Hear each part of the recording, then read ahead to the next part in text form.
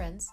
This is the Be Real Babe podcast, a place where your average babes come together to talk about life stresses, messes, and successes. A place where being yourself is the ultimate goal, where your opinion, your story, and your individual experience matters. Join me, your host B, and my guests for real and raw talks every week, laying it all out there so we can all help each other learn more, grow deeper, and evolve collectively. Now keep in mind, as a disclaimer, no one here is an expert and no one is giving any advice. This is strictly our opinions, thoughts, feelings, and for entertainment purposes only.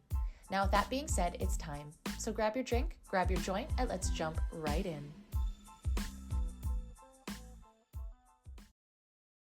Welcome everyone, welcome to the Be Real Babe podcast. If this is your first time here, thank you so much for stopping by the show today. I hope that you have a good time.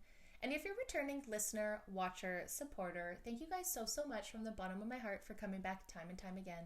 For those that don't know me, my name is Brandy. I am the host of the show, and today, you guys, we are on episode 238, Being Real with Grill Girl Robyn. You guys, I am so excited for you to hear this amazing episode. We go through Robyn's experience and what it was like for her to create her empire of Grill Girl, where it started as a blog in 2008 to where she is now, and all of the pressures, the inner workings and the behind the scenes of having an online presence and, being really out there in the public eye, doing all these things, being a mom, all of that, and what happens when your soul fractures and you're a little bit lost and the glow up from that. You guys, there's so many beautiful nuggets to come out of this episode, whether you are someone that is an entrepreneur, whether you're a busy girly, whether you're a mom that works all over the place, whether you're someone that's just getting into your relationship with God like myself or any form of spirituality. I think there is so many good nuggets that came out of this episode. Robyn is an unreal firecracker. Her energy is top notch and I cannot wait for you guys to hear this episode. But before we get into that, I just want to remind you, if you are watching on Apple, Spotify, or Rumble, to like, subscribe, turn on those notifications, leave your girl a review or some comments if you're feeling so kind. It helps me, my algorithm out there, get me back up to those full 5 stars. That would be so kind of you guys.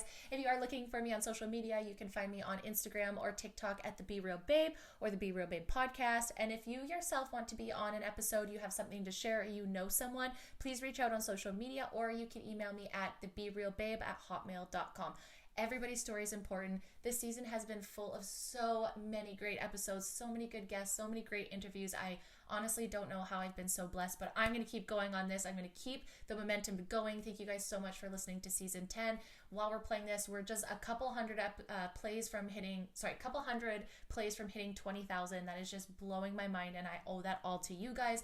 You, the guests, the listeners, you're the reason why I'm here every day, every time, working so hard behind the scenes to fight Riverside and content creating, which I loathe, but I love doing this. So thank you guys again so much for sticking around, and let's get into this amazing episode. All right, babes, it's time to get on to the show. And with me today, I have a very special guest joining me in studio for her first time. She's known for her amazing grilling skills, and she's the owner of Grill Girl. I'd like to welcome Robyn to the show. Hey, babe, how's it going? Hi, thanks for having me, Brandy. I'm so excited to talk to you today. I've been waiting all for a couple weeks now. I'm so nervous and excited, so thank you for coming. Thank you for having me. And I'm nervous too because I'm talking about some really deep personal stuff. Yes, we'll talk about grilling and that's fun, but I wanted to share some stuff that I thought would actually help a lot of your listeners. Yes, absolutely. Yeah, and I was so interested because what we're talking about today and what you're known for isn't even how we met on social media, but I immediately seen that you shared about Botox and the things that you had found, and I think that any person that I see speaking out, especially one that has a platform, I immediately run to the comment sections and I'm mad support, because I know it's not always easy talking about those topics. So just first and foremost, more than what we're going to do, and I know how you're going to impact my community today, thank you for doing that, because I know there's a lot of women, especially on the show, that have injuries that have no validation. So someone like you speaking out about that is huge, man. It's huge.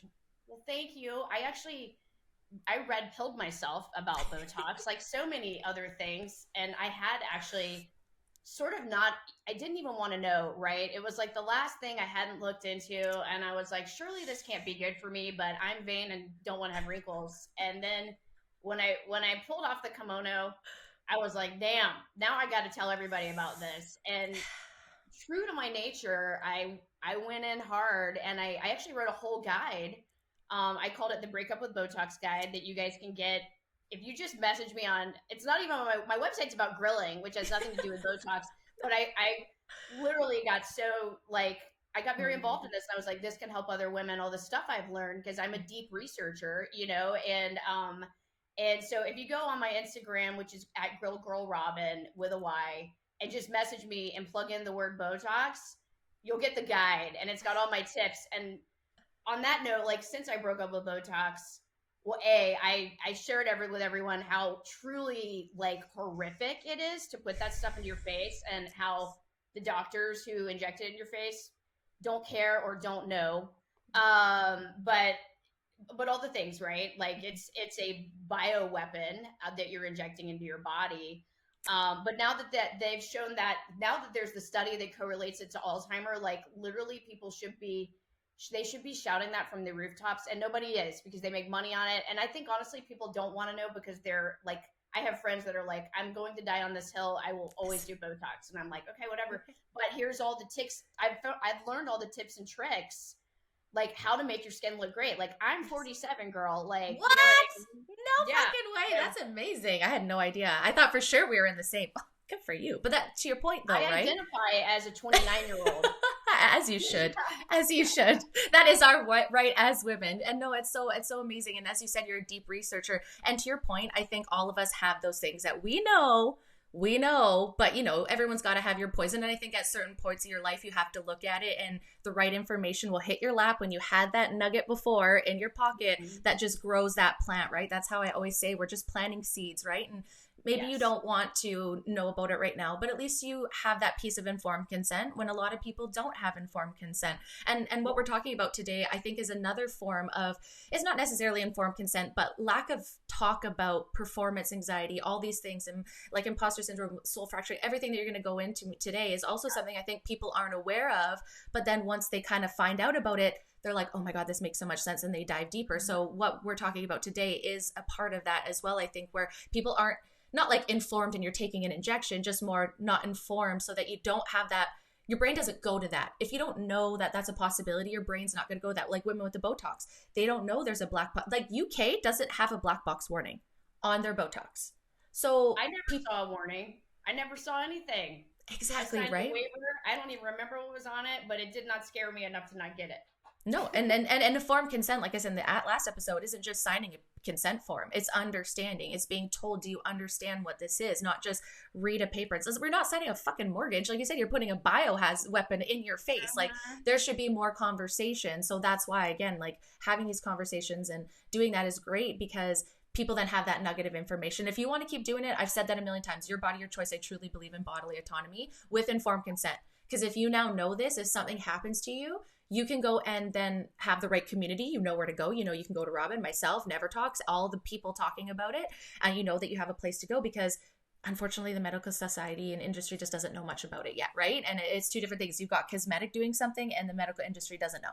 So yeah, so like thank you so much for doing that. And again, today coming on and talking about what you're going to teach everyone. Like myself, I tried to look into it like a small amount, but I really wanted to learn through you and through your experience what you meant when you said soul fracturing. And I loved how you're like, yeah, I could talk about grilling, but I have something more important, which again, we can all go to your pages and learn more about grilling, but let's start with that. So let's go a little bit about like who you are, what you do, and then let's lead into how you became that and your soul fracturing moment. Sure, sure. So, I wasn't always Grill Girl, and that is definitely a brand I put a lot of time and energy into. But, I'm a girl from the South. Like, I was actually born in Mississippi. I may not sound like I have a Southern accent, and I'm actually married to a guy from New Jersey. So I think I actually kind of have more of that energy these days. But, and I talk really fast too, but I actually am a child of the South. My parents, like, I joked that we were in the circus, which we were not, but we moved like literally once a year growing up, like, because my dad's job always moved us around. But I literally have lived Mississippi, Texas, Alabama, North Carolina, Georgia. Like, and if you're Southern, like, you really just appreciate food, right? Like, Yeah. food's just like, the food in the South is good. Like, it just I've is. heard. Like, That's all I've heard. right? Like my first food memories were like my grandma making cream corn and fried okra and a cast iron skillet, and she made biscuits every single day. Like it's just a vibe. So I've always loved food, and Grill Girl kind of was like an outcropping of all my interests at the time. So like in college, I was always making my own hot sauces and yada, yada, yada. And I don't know if it was just me leaning into my entrepreneurial side or whatever, but I also wanted to major in nutrition. I really wanted to, like, I was really into that, into food and nutrition. And but I saw that organic chemistry, and I'm more of a creative brain. And I was like, there is no way I will get through this major. So I majored in journalism instead, because writing is my other love. So fast forward to like 2008, and I actually, this is actually really fresh in my brain how to frame it, because I'm working on a new cookbook that is actually not about grilling. It's about animal-based eating, which is kind of like carnivore 2.0, if you will, which I'll get more into, which I actually feel like is so I'm so excited about it, because it's actually like my next step, because I love grilling and I've grilled all the things, right? But I'm really into like living my best life and really trying to heal my gut and my health and being metabolically healthy, which I think is really where food and nutrition is going these days. Yes. So I digress. But when I moved to Florida and started dating my husband, I was in like a let's just say, like, I was really having a culinary creative moment. Like, I was so inspired when I moved. I basically moved to like North Miami. And if you've ever been to a grocery store there, it's such a melting pot of like cultures. Like, it's truly like, wow, like every aisle is the international aisle, you know, at the grocery store. Because I used to go to New York all the time with my day job, and I would be like, New York has nothing on Miami. You know, like you go and it's Jamaican, Haitian, Venezuelan, Russian, like you've got all the things, you know? And so it was kind of like the intersection of me moving to Miami, being in the tropics, having someone to cook for, which was my husband. I was like, yay, I have a captive audience, you know, because I always loved to cook, but it's not always exciting just for yourself. Oh, and it's so much ingredients and so much after, and you're like, I just like, people take the food, so it's like, you know, someone else, then at least like there's someone to share it with too, right? Totally. Like before him, and also I wasn't privy to all the nutrition stuff I know now. I'd be like, well, I'm gonna eat a lean cuisine and a Diet Coke and call it a day, because that's my life right now. That's single life, yeah. So there was like, it was kind of like all of those things happening at once. And also blogging was becoming a thing, because like I don't want to sound old, but like Instagram didn't even exist, right? And no, it was for filters. Like that's what I thought it was for. I didn't even realize it was a social media platform when I first used it. I thought you just used it for filters, and then I was like, oh, this is like a Facebook thing. Okay. Right. Exactly. Yeah, you had all these cool filters. You're like, oh, this is sepia filter. This is sepia, all the things. So what happened was, it's like just all the things kind of culminated to me starting this blog about grilling, right? Because I actually was so into cooking, and having my boyfriend and then his friends to cook for. It was like I had a little mini fraternity to cook for. I'd be like, okay, guys, try my recipes, you know, and then rate it 1 to 10. Yeah, exactly. And then one day, I think he was out of town or something, and I was like, I'm gonna grill something, and it wasn't like a big deal. I was like, I'm just gonna throw it on the grill. I didn't even think about it, and I nearly singed my eyebrows off, because. And everyone's had this experience, right? 100%. Like, it's super common with a crappy gas grill, even not a non-crappy gas grill. All gas grills have a starter, and once they burn out, they don't start anymore. And so you keep pressing the gas, and the gas keeps coming, and eventually you will get the flame ball effect, which is what singes your eyebrows off. Side note, a company called Coyote that I work with actually came out with something called the thermocouple, which will eliminate the flame ball effect, which makes it much safer to start a gas grill. Yay. Thank you, Coyote. I keep telling them, I'm like, where were you? Like, yeah, we needed you for so long ago. So many eyebrows ago. Right, exactly. I was like, I might have more eyebrows. Really, it's the 90s that took my eyebrows away. That's same, girl. Same. Coming back, so I guess I know. That's why I try not to trend stuff, because I'm like, you know what? I have 90s eyebrows, okay? Like, and I watched Jennifer Aniston and Courtney Cox. I watched their eyebrows and how things changed and their eyebrows stayed the same. I'm like, maybe I don't jump on every trend. Like, that's how I feel like. But also, imagine if, and I don't know if you do now, but imagine it back then if you had, like, I can imagine having those big fake eyelashes, how dangerous that is, right? So a lot of women with their fake eyelashes, like, that's probably a little bit of a scare too if you don't really know how to work a grill. It's like, you can singe probably most of your eyelashes off too. that's a major fire hazard. All that plastic on your face, for sure. Right. So that's good to know. Singe onto your eyeballs, or right, like that Yeah. could be really no bueno. Yeah, So absolutely. So it was actually like from that experience that I was like, well, that I can't even. That was stupid. I'm not going to let that happen again. And so I went and bought him. In conjunction with my mother-in-law, I bought him at the time. For me, it was an investment, like an $800 Weber Genesis, a nice grill. And then I was like, I want to get my money's worth out of this grill. So I started grilling all the time, and then I was like, damn, why are more women not grilling? Like, why is this like a male's domain, right? Yeah. Like, literally, anyone online can perform this exercise right now and search on Google woman grilling. It does not exist. Like, when I need stock photos, I just have to use my own photos because, like, literally, it doesn't exist, right? Like, yes, you can find women grilling on Instagram, yes, but it doesn't exist still in 2025. It is still like a stereotype, all the things. So I started hosting these women's grilling clinics in my backyard. I love. I was like, so if I can do it, pipsqueak me. I'm 5'1". You know what I mean? Just a little tiny. Yeah, and I was like, if I can do it, everybody can do it. And I want women to feel empowered. And granted, I had just moved to the tropics. Like, I was literally like grilling on the weekends, throwing coconuts in the pool for my dogs to retrieve. Like, I was like, I love living in Florida, and I can grill in December, and not freeze to death. And not freeze to death. So I had a unique advantage as well. But I started doing these women's grilling clinics, and then I started Grill Girl. So blogging, like, literally was like the way to kind of. It was like the TikTok of our generation. Yeah, kind of. Yeah. So I'm an OG blogger, right? Yes. I almost feel like sometimes like I peak too early. You know what I mean? I feel that. You know what I mean? Yeah. Like, because now you're famous if you have TikTok and you have a million followers, right? Yeah. Like, yes, I have like 150 and I've worked really hard for that, but like, I've been doing this a long time, 100%, what I mean? 100%. And the growth, the virality that's available, even with YouTube, like YouTube now versus YouTube 10 years ago, TikTok, like now is like with blogs, like the virality wasn't there because not as many people were online. Not everyone had phones. It was like a handful of people, and we had flip phones and it wasn't connected to the internet. And soon as phones got connected to the internet, I think those started to blow. So if you would have started at the TikTok, when TikTok era comes out, like with the like kids that are dancers now that have millions of followers, that's what I try to explain is the same. Like when you're a big blogger and vlogger, like vlogging wasn't even a thing. It was blogging. Vlogging wasn't even talked about yet. There's no video. What? This is words. Like we can see words on a little device. Like, oh, I'm aging us, but that's fine. Well, no, and the technology has gotten so much better. And I think of even things I did 10 years ago, and now there's an app for it. And it used to be such a manual process and all the things, right? AI now too.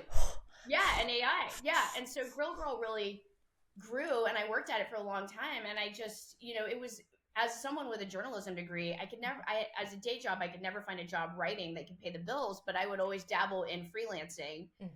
And so the blog was like really the perfect marriage of my love to write and cooking. And really the blog started as like a journal, like with food mixed in, like now if you look at grillgirl.com, it's morphed and it's a recipe site. And I actually got rid out of necessity of a lot of the very journal entry type things, because of course they're not SEO friendly and blah, blah, blah. Yeah. But that's how it actually started, and so it started as an OG blog. Around the same time, my dad got into barbecue competitions and being a barbecue judge. So then we would start doing barbecue competitions together. It was like our father-daughter bonding thing. That's so cute. We even started like a team at Memphis in May, which is like the Super Bowl of swine. I really love that it's afforded me a lot of neat opportunities, right? Some of my best friends have come from my world of grilling, and because I was a girl doing grilling early on when a lot of women weren't doing it, I got a lot of publicity from it. Like I was on the Today Show and I got to grill with Carson Daly, and honestly, I still think of it as a negative experience because I was so stressed about the whole thing, and they wanted me to cook a recipe that I didn't feel comfortable cooking on national television, and I should have literally I grilled pizza on a grill on Rockefeller Plaza, like on a grill I'd never seen before. You know what I mean? Because the culinary director was like, "This is a good idea," and I'm like, "Have you ever grilled pizza?" And like, it's kind of nuanced, you know. Anyway, I digress. Okay. But it was still a cool experience, right? And You I grew was, from it, I guess. yeah, I'm like, I'll just pay for more therapy later. Yeah, that's fine. That's just fine. That's fine. Just go in survivor mode. Let's go. Right, exactly. And so yeah, and I was on the first series of Chopped Grill Masters, which was also like, I was so new into grilling. It was like me and a bunch of big dudes, and I'm sure it made for great TV, but it also like probably gave me some PTSD, like the whole experience, you know? So Totally. I'm also very much like, I will go balls to the wall. Like I'm willing to try new things. You know what I mean? Like if anything, I'm always think of myself as kind of like an early adopter, trend detector. But it's almost like I find that thing and I get really into it. And then by the time everyone else has figured out how neat it is, I have moved on to something totally different. The dopamine's over. Yeah, that's probably a classic sign of ADD. Yeah, I wasn't going to say it.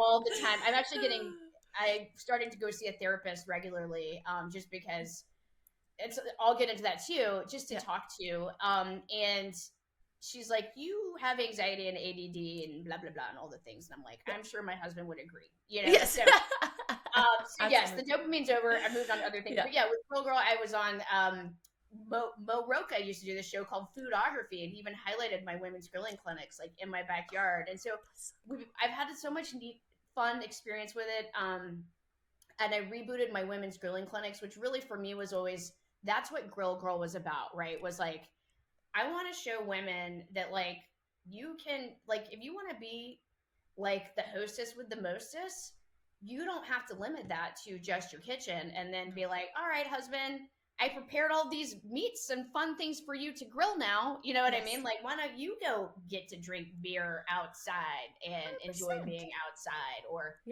wine, not beer, or whatever you know, why don't you have that experience? Like, so, and you don't have to be a grungy pitmaster type.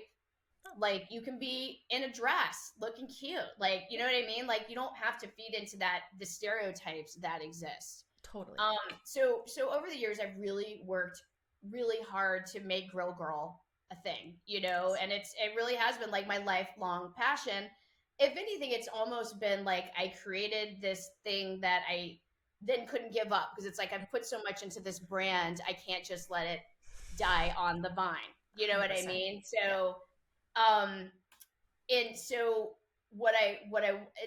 so yes, you guys, if you want to grill, grillgirl.com has a ton of recipes, especially if you're like carnivore or animal based and looking for protein forward recipes. Like, it's always been that, you know, and you'll see the slant I take very much in the past couple years has been very much about that. Like, I wrote a cookbook in 2019 called, and it was about electric smoking. So let's be real, it's very nichey, but when that's fair. That's come to you about with an opportunity, I was like, hell yeah. Cause I had actually said, when I turned 40, like by the time I turned 40, I want to write a cookbook. I had a sabbatical available with my day job. So I literally took off a month, wrote a cookbook. That's wasn't awesome. Finished with it at the end of the month, and woke up at 3 a.m. Before work every day. And I had a toddler at the time. This is probably why I have like soul fracturing, which we'll get into. From putting myself under too much pressure. I was gonna say a little bit, yeah. But like, I got it done, you know. But that book itself was also like, it was like I said to the publisher, why don't we do healthy swaps for traditional barbecue? Like, it had paleo and keto swap outs, right? And I was just starting to get into identifying, not like telling people not to cook with seed oils, which that was like 2019. That was early. Not as much talked about. Yeah, that was like more of like, oh, you got your tin hat on, and people are like, okay, here we go. Like, how about you just not like? How about you just be open to it? Be open to it. You don't have to take the information. Be open to it, though, right? Exactly. And so, I've had the opportunity to do some really cool things, and I actually did. And then in the background, so I was always doing this on the side. I also had a baby. And like, I had a lot of things going on, right? And then eventually in 2020, I believe it was. When did COVID hit? Was it 2020? I think 2020 is when it first, like, I feel like December 2019 is when it happened. And then 2020, I think it was like March when it like people started wearing masks and the death tolls started happening on TV. So I think it was like spring 2020, and then 2021 for us is when we had the lockdowns. Okay. Yeah, I think that was, it's a blur. I black a lot of it out. Yeah. So I think I'd always had this goal to do Grill Girl full time. It was like always hanging over my head, right? It was like this baby that I'd been coddling, or, you know, that I was just like, I just want to do this full time. And meanwhile, on the other side of things, I was working a very high stress job in tech, as a, like, I had been our top salesperson for 5 years and really had a lot of stress in my life. And wrote the maternity plan for our company, like, because they didn't have one. It's like no one ever had babies or anything. You know what I mean? It was just so crazy back then. You'd think like, oh, I'm working for this tech company out of Silicon Valley. Surely they would have those boxes checked, but they didn't, you know? So I just feel like I'd always kind of been this pioneer. Having to sort of, this sounds cliche because this is never what I was trying to do, but like working in male dominated spaces, pushing the envelope a little bit, you know? 100%. And so I think there's always been the struggle, like the underlying theme too, is the struggle of trying to do all things while also being a working mom is a lot, you know? You guys do it, to be honest. I have 3 cats and I'm barely managing. I don't know how you guys do it with real humans. It's impressive. It's a lot. It's a so lot. Much. And and so, but I did eventually, and it was right around, I think it was 2021, all the COVID BS. I was in product marketing with that job at the time. I knew that they wanted me to travel. I knew they were going to ask me to get the jab. Yeah. And I was just over that bullshit, you know? Fair. My company was out of California. They were very woke in their stuff. And even though I worked from home, like I was just kind of like, in my mind, the time was ripe for me to quit my job and try to do Grill Girl full time. And it was like kind of a blessing and a curse. And I'll go back to this because what COVID did was it made everyone discover grilling. Yeah. Didn't know about grilling before because they were locked down and didn't have anything else to do. Absolutely. So my website traffic went way up and was like making enough money for me that I was like, maybe we could do this. And I think where I may have screwed myself was, whereas I feel like women who from the outside are like, I want to be a stay-at-home mom, which is a full job in itself, right? Like, I think what people don't realize is like, if you decide to be a full-time working mom, being a mom is a full-time job. Working is a full-time job. So you have 2 full-time jobs. 2. Yeah. Men never volunteer to clean toilets. I can't even get my husband and my son to flush the toilets. Like, the label maker, I'm like, don't forget to flush the toilet. You know what I mean? Like, absolutely. It's socks. It's socks in my house. Put your fucking socks away. Socks are everywhere. I find dirty socks everywhere. Drives me mental. Yeah. But yes, yeah. It's a dog that has a heavy retrieving gene, and she's always got a sock in her mouth, and the sock's over here, and the sock's over there. Anyway, it doesn't help. It doesn't. So I was never in the position where I could be like, you know what? I just want to see if I can see this blog thing and content creation thing really pan out. Like, I don't want to say I have, I do. I envy women who were like, I was a stay-at-home mom, but then I started this thing and I started making money and it was great because there was never the pressure to perform that way, to make it a thing. For me, it was like I had to submit to my husband a business plan, which I should have anyway, you know, and, you know, any business you want to make work. But I needed to make 6 figures for us to be where we were. Like, that's the way you know what I mean? Because we were used to me being like big tech, super successful software sales Sally, you know. Now our lifestyle our might change. Life was at that point. You know, I feel that we're my spouse is in the oil field, and that's what he struggles with too. It's like he can't live and work where we are and make the money that he does away in the next province. It's not even comparable, right? And it's not that we have a lush lifestyle, but he's like, it's just hard to go from that to that, right? And 100%. So it's a big pressure on the whole entire family. And so to your point, like, it's good to have those conversations because some people just go be making those decisions alone and then they fight after, and it's like, you've put somebody, I feel like it's the other way, right? Like if you have a child and a wife and then the husband's just going crazy with jobs, like you have a family to support, right? But on this side, your family was relying on you in a sense, right? So I'm sure there's like that pressure as well. And not to side rail for a second, but I was a photographer, and now I just do it for fun, because when I didn't have my corporate job and I had to rely on that for income, I didn't like it. I didn't like to perform for them. I was like, this is actually stressful. And now I have to do my art and my hobby and my passion to put food on my table. And it kind of rewired my brain a little bit. And I don't know if that was just me and the timing, but now I think about it and I'm kind of scared to go back to making my, like, people are like, why don't you just charge money? I'm like, because it took the fun out of it for me. And that's just my personal on that. And I'm not sure if that's what you felt, but there is that pressure now that the thing that you enjoyed for fun that wasn't as pressured, like you said, the other women that just find something and then build it, where it's like you've built it and now that's now your source of income. If things don't go well, you don't have you're now your own business. You don't even have like a company to rely on either. Exactly. It's big stress. Things like health insurance for the family. Because we were on my health insurance with my job. So now it's like, okay, now we're going to pay $700 a month for health insurance for the family, like all these things. So I had to submit a business plan to my husband and figure out how to pay the mortgage and health insurance on a creator's salary. And so, and I did it for like almost 3 years, but it really did almost break me. Because then one of my, let's just say it was like a $50,000 a year sponsor didn't renew next year. So I'm like, okay, now I got to go find that money that I'd put in my business plan. Right. And so, I was on this content creation hamster wheel. And so to your point, I took something that I really loved and I had always dreamed about making it my day job. And then what I realized was like, wow, I am not having as much fun as I thought I was going to be having. In fact, it actually took a lot of the fun out for me. And it was very lonely because, I was used to being like interacting in a work environment with other people. And then I didn't interact with anyone. And I am a very social girl. Like, yes, I love my alone time. And when my husband and kid go duck hunting and they're gone for a couple of days, I'm like, woohoo, hallelujah, I have the house to myself. But I do need daily interaction with my girlfriends, with my coworkers. Like, I am a relationship builder. Like, that's my jam.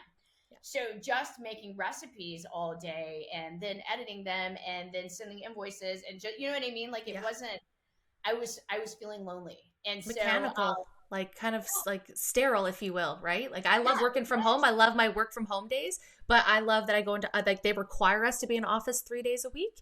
And as much as I hate that sometimes because it's a commute, at the same time, I'm like, no, I need to be around people. Like I need to be connected to humans and to teams. Like this is great. I feel like we're connecting so well. Don't get me wrong. But this all day, every day without actually having human interaction, people don't understand how lonely it is. It's like, oh, I get to work for myself. But like, guys, also you're by yourself. So if you're a social person, you have to try to find stuff to balance that because you will feel very alone. And like clinical and like mechanical and like where's the zest in it, right? Like where's the funny jokes or like what did you do this weekend, even though I don't really care, but I do, you know what I mean? The water cooler talk, like you miss it. Exactly. And it did eventually lead to a state of burnout and stress. And that's where I'll bring in the soul fracturing. So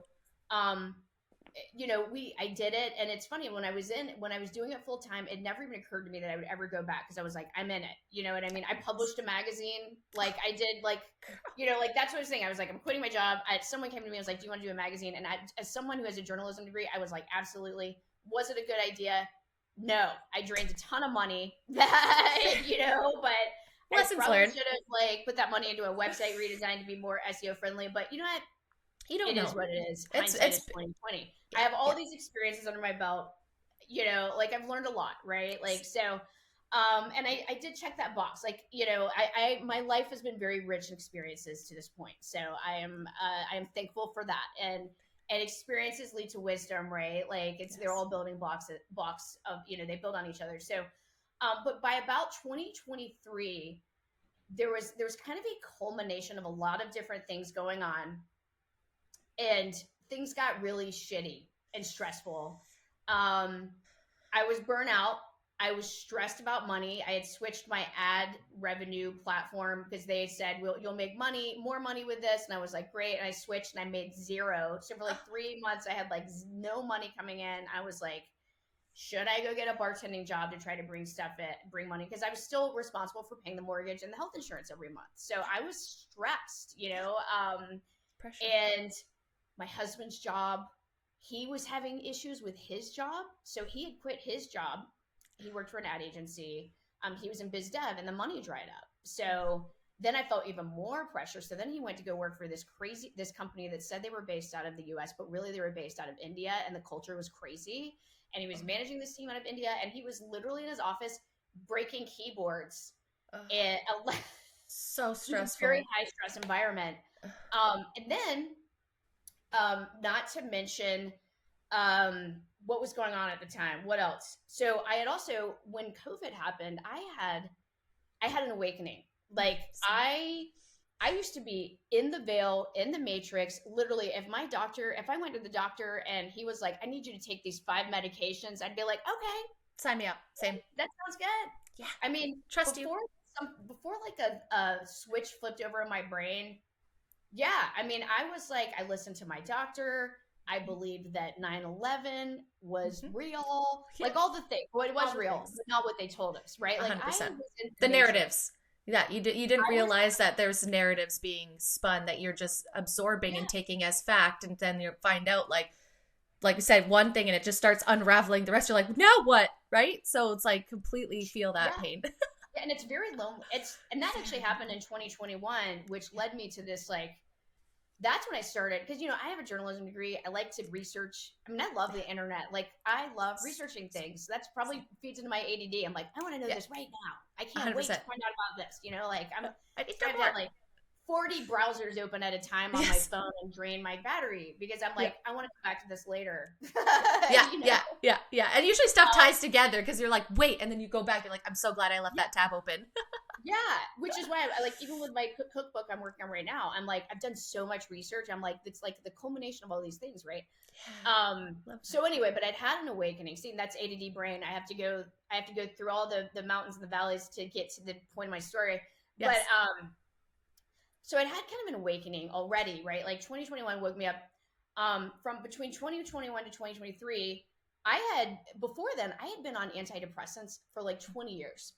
And I was just really afraid to take myself off. And part of the reason I had ever put myself on was in my 20s, I'd had some bouts with depression.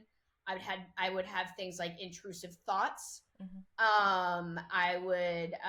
I just felt like it was a good idea to stay on antidepressants. But until I realized it wasn't, until I woke up. And then I was like, fuck, I need to get myself off these things. I don't believe in pharmakia. I remember the Bible calls pharmakia a form of sorcery. And when you look and see what they put in things like vaccines, it is a form of witchcraft. It totally is. Like, 100%. Why do we need aborted fetal cell parts in a flu vaccine? I'm good. Thank you. I'm good. I just rather not, but but that's what we're all told, right? And then we're told that we're not educated. So therefore we don't know. And those that are educated that do speak out about it, well, they're just quacks. And it's like, okay, but that's exactly. And I just the thing that I think, and I'm not a scientist, I graduated high school, I have business admin, I've worked my way to the top. I work in the top of a corporate cannabis company here in Canada. Probably one of the only people in the world that does what I do, which is super cool, with no education. So I didn't really go through that, but I went through the whole life thinking like you were no for nothing if you didn't have education. So the amount of indoctrination and things that we need to go through, sorry, I just squirreled there for a second, but it's just kind of like absolutely insane, right? And so what I was always told, like, you're not educated, you don't know. And it's like, yeah, fair enough. But this educated person says that, and it's like, no, that person's wrong. But it's like, even on my base understanding, isn't science to question and to always ask questions and to be open to other modalities? And like, that's where I got very confused during the pandemic. It's like, okay, I know I'm not a doctor, but this seems weird and we're not allowed to question it. And then I got stubborn and I was like, well, now I'm going to look into it deeper. And then I'd be like, well, there's this study here. I'm like, well, you're not a doctor, you still don't know how to read it. It's like, okay, well, again, back to, I was told birth control was safe and effective, and now I have fertility issues and have had multiple miscarriages. So what are you talking about? So my experience doesn't matter. And then I have, like we talked about, all my guests, and so their experiences don't matter because it's not the paid science. And then you find out who pays for the science, and you're like, right, I trust nothing. Dollar signs. They don't 100%. Care about our health. No, and if they cared, it is a sick care model. They make money by keeping us sick. Yes. the drugs they prescribe cause other issues that they can prescribe more drugs for. Like, that is not the goal, is not to get us well. No. And and I'm sure you've been down the research of the Rockefeller medicine system, right? 100%. Like, Yep. so we don't have to go into that. But so anyway, No. and We've been there. and actually, this is a side subject, but you should course. maybe test for the the MTHFR gene. Yes. Yeah. I've seen a lot of that, especially with the conversation of autism and Tylenol and vaccines and all that right now, which is, I don't want to side squirrel, but like we've talked about on my podcast like 3-4 years ago. So it's kind of wild to me, the outrage again, where it's like, I know it's really hard, and this is all the things that we come at, this cognitive dissonance of, and I want to say, I might get hated for this, that there's a lot of mom guilt that happens on a daily basis. And what I think happens, and again, I'm a cat mom, so I can't really speak to, but what I feel like a lot of moms that have come past that say, well, I didn't want to face it because there's this mom guilt of like, I thought I did my research. And like, I just always want to remind people, like, we were bred to trust these individuals. Like, I don't want to live my life every day thinking everyone's a fuck bag and is out to hurt me. I don't want to live in that mindset. So when people have that guilt, it's like, no, don't have guilt for that you didn't know and you trusted these people. But now that you know, instead of arguing with people, I implore people to educate themselves by asking these individuals about their experiences. Instead of telling moms with vaccine injured kids that doesn't happen because you have kids that are 35 years old that are well, I would argue that they're well. Is that fair? Is that girls? Is that being women for women? Or is that like, what's the inner thing that's blocking you from taking that in? Is it your own inner guilt? Is it like, these people are just sharing their experiences? Like, what are you talking about? Right. So it's very scary and lonely to start speaking out like, hey, this depression medication actually is probably what's made me maybe sick. And this brought me to, not that, but like masked everything so that you can't truly deal with what's going on inside. Then I'm sure that brought you to this point where you're going to bring us is this soul fracturing. It's because like you probably were masking it. And this is me just hypothetical, masking it with medication and not being able to get to the core of it. And then when you brought off that medication, now you're facing it all. Is that a fair way to explain it? So, yeah, absolutely. Well, and what I realized too, doing my research, was this whole time when I thought I was treating depression can be caused by a lot of different things, right? Depression can be caused by nutrient deficiencies. Does a doctor ever say to you, oh, are you taking enough magnesium? Because you could be, and most people are magnesium deficient. I mean, just being exposed to EMFs makes you it's just like your body needs a lot of magnesium, right? Doctors are not trained and they take no nutritional courses. They're just trained to prescribe drugs. So it could be that. It could be spiritual in nature. You could have a spirit of depression. Like, and I don't this might open up a can of worms, right? But like, people don't realize we live in a spiritual world. Like, what we see, there's much more going on. You can inherit a spirit of depression from like your family. Like, there's a lot that can happen, right? Totally. So in an episode, so all of this is culminating. So let's say I get to 2023 and the shit's kind of hitting the fan for me. Like, outwardly people don't know, but I'm going through a lot. Like, I'm stressed with my job, or I'm stressed working for myself. I'm not making enough money. I'm worried about how to pay the bills. My husband hates his job and is like, and so I need to be like the same one in the relationship. Right. And we're worried about money. And so then, because I had also taken myself off antidepressants, which I was happy about, and I really was feeling fine. I didn't feel weird or anything. Oh, good. But I started seeing these preachers online. Oh, and I was also growing closer to God. Like, I was like, I really in my awakening that happened in 2021, I started connecting all these dots, which was a beautiful thing. And then I started to realize what the Bible says is true. And so I had been kind of like a haphazard Christian before, you know what I mean? And then I started really realizing, like, when the Bible says and describes biblical earth and how it's created and all the things, like, I had gone so deep down the rabbit holes, all the things were really connecting to me. And it was a beautiful, beautiful thing, so I'm like a Christian truther, right? Yeah. And these are all sides of me that, like, for better or for worse, I can't get all this stuff out on the Grill Girl account because it's focused on grilling. So like, I drop little food truth bombs here and there, but like, I don't have this to share with anyone other than just like my girlfriends, Yeah. So I started watching these videos, like with deliverance pastors where they're like, signs you might have a demon. And then they'll be like, intrusive thoughts. And I was like, well, shit, I've had intrusive thoughts for years. Yep. So I started doing all the self-deliverance on myself. Right. And so, and that's the thing too, is like, people will be like, oh, if you're a Christian, you can't have a demon. That's incorrect. You Right. can. And I think this is probably taboo to talk, and we're going crazy here, but that's fine. We live in a spiritual world. And I will just say, picking up a demon is as easy as picking up a parasite from eating sushi. Spiritual 100%. parasites or real parasites, right? Like, they're the same. So I was going through this process. I did a ton of self-deliverance, and I was like, okay, I'm cleaning myself up. I'm breaking off strongholds from my family bloodline, blah, blah, blah. You know, and I'm doing all this stuff. And I did expel some things, right? Like, I've been doing parasite cleansing too. That's another topic. I'm like, I am cleaning everything out. Yeah. If there's any like family stuff, like that stops here. I am not passing that on to like my bloodline, you know? Yes. So, I love that. But then what happened was I started hearing voices, and I was like, fuck, this is weird. Yes. And I don't know who to talk to about this, right? Yeah. And maybe this was a blessing in disguise. I was like, I'm not going to medicate this because I need to figure this out, because thank God, I am persistent and stubborn, and I'm going to figure this out. But it was very painful, because I was also getting spiritually attacked because I was growing closer to God. So I was like, I don't know where these voices are coming from. Is it demonic? Am I crazy? Am I losing my mind? Who do I talk to? So I went to, and they were mean voices. The voices say, I hate you. I want to kill you. This is what I'm hearing in my head.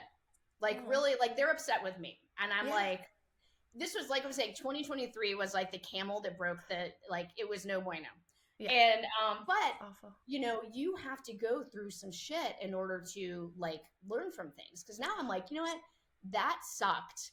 But now I'm getting an opportunity to share with other people what happened to me. So maybe their process of figuring out and fixing it doesn't take so long, right? And since I've figured out what happened, I've actually met so many people who have soul fractures. And I'm like, see, it is so much more common than I realized. But if it hadn't happened to me, and I'm not so open, and if I wasn't the type of person that I am where I would talk about it with my girlfriends because I'm an open book, then I wouldn't even know about it, or I wouldn't know. So what happened was, I was like, I must have a demon. I can't make these, I can't make these voices go away.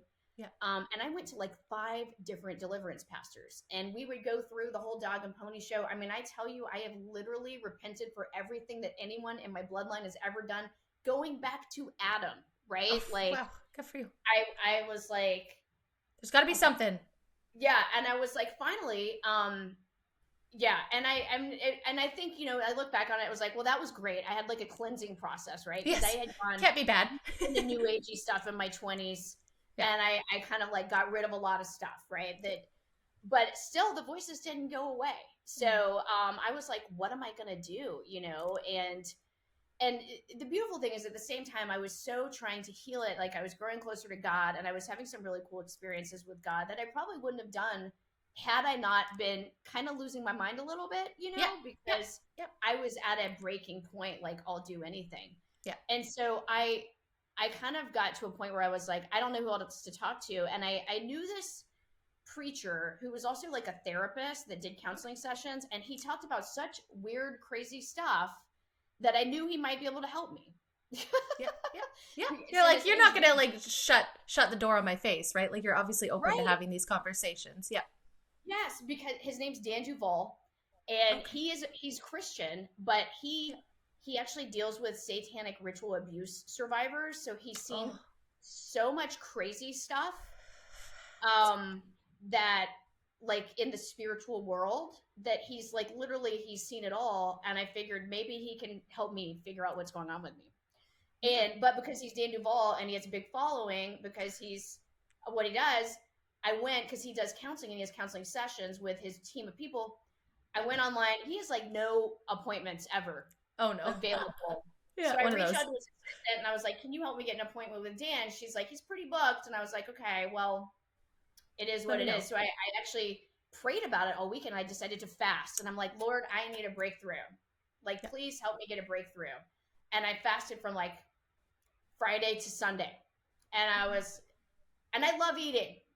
Yeah, more that's than hard anything, just to I say. love coffee. Like not Yeah. drinking coffee, and I had such bad caffeine headaches, and I was like, I don't know how Oh, long I can do this, but I need a breakthrough, Lord. I'm ready. Like I yeah. need something, Help. and Yeah. that's like for your listeners, like that's the point of fasting is it brings you closer to God. It gets rid of all the distractions, and it kind of gets you in spiritual mode. And I think the way I think of it too is like your way of saying, God, I'm being serious about this. You know Yeah. what I mean? Yeah. Yeah. Like when you Like go a on hunger hunger, strike on my, I'm yeah, being yeah. serious right Yeah. now. Yes. I need to get to the bottom of this. Yeah. And Monday morning, I get an email from Dan's assistant, and she's like, he has an opening in his calendar. Go book it right now. And I was like, thank you, Jesus. Thank you. And I have a call with him. I set it up, and I basically, for the first 5 minutes, I'm like, listen, I've been to 5 deliverance preachers. I went to some guy who went to like the exorcism school of all the things. Yes. And I was like, I thought I had a demon because I'm hearing voices in my head and I can't make them go away. Yeah. And he looks at me and he goes, Robyn, have you ever heard of a soul fracture? And I was like, no, not really. I mean, maybe because I listened to all his preaching. And he's like, I think you have a soul fracture. And what was really interesting was he, without me even giving him a ton of information, got like laser focused on what he thought caused it. Like it's like he did an assessment, and I really think it was guided by God and the Holy Spirit. Yep. Because I was like, there's no way in 5 minutes he would have known all these things about me. Yeah. You know, and he basically said, I think you got a soul fracture because it was hard for you to give up your career and have a baby. And like you felt like you had to give up your career to have a baby. Yeah. And I had never thought about it that way. And then I was like, shit, I think he's right. Because I'd also noticed like the voices would get worse, and things just seemed worse. Like it was almost like they didn't like my son or something. It was weird. Like I had like, and this opened up a can of worms for me too, because I had all these guilt issues, right? And so I had a session with him, and he just kind of helped me try to understand it. And he was like, my wife's very much like you. She's very driven. We have kids too, but he's like, she has an MBA from Harvard and blah, blah, blah, you know? And high performer. Yeah, high performer. I'm a high performer ADD person, which means I start lots of projects that don't finish, but maybe one day I will finish them. So TBD. I do finish projects, but there are lots of little mini projects that don't get started. But I digress. Fair. I'm sharing that. Hopefully that makes some of you guys feel better about yourselves. 100%. I work with 2 girls that are ADHD, and my spouse is ADHD. So trust that is, that's how they all, I'm surrounded. Yeah. It's hilarious. Yeah. Poor me. Just kidding. But I have to close everyone's loops for them. It's challenging for my husband. He's God bless him. So anyway, there's work for us to do too. So I started doing therapy under one of his counselors, and what was interesting was what is soul fracturing, right? Let's get into that. Soul fracturing is basically like when you put yourself, so it can be caused by a couple different things. Trauma. That's why most people who have been under severe trauma, someone like who's been sexually abused or had major tragedy, that's why Dan knows about it, because he's dealt with all these SRA victims, which means they have been abused. They've been like through some major, like horrific's not even the right word for it, right? But it can also, like, I don't want to undermine people like myself who I didn't have trauma. And then for me, I was like, I don't have trauma. Like I haven't been abused. My parents never got divorced. I would, like I don't have anything major. Like look at me. I have food to eat. I have a roof over my head. I am good. Like I do not have trauma. You know what I mean? And so then I even guilt tripped myself about that. But it can be like high pressure times in your life where, like if you put enough shit, like stressful shit in your life, you can fracture yourself. Like, you know what I mean? Like it can be just like a culmination of things. And what happens is you think of your body, you have your body, soul, and spirit. And your soul is kind of like your outward presenting person, right? Like that's you, it's your personality. If you go through enough stress or whatever, as a coping mechanism, it will break off as a way of shielding itself from that, right? And in the Bible, when Jesus actually says he came to heal the brokenhearted, and when you even do like the Hebrew translation, it literally goes into like the breaking of your soul and your heart, right? Yeah, like, that makes sense.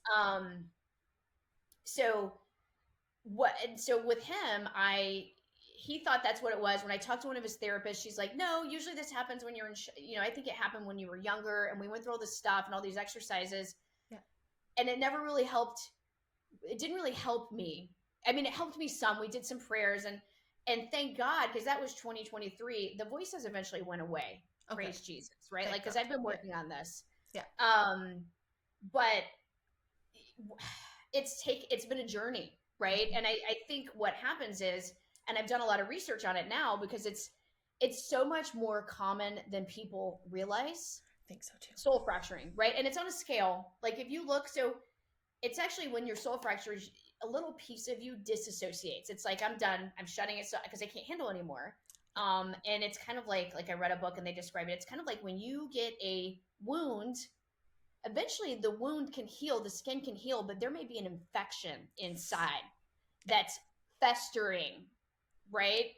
And that festering is kind of like if you have a trigger and you get triggered by something all the time, and you don't even know what it is, that could be like a soul fracture. You have something that you have not dealt with that needs to be dealt with. Like from something. You see it in the comment sections. Yeah. And I didn't. And so what happened was, in 2023, when I was just under a lot of stress, and the myriad of all the things, right? The perfect storm, that's when the voices started, and I realized I had a soul fracture. It was there. It had been there.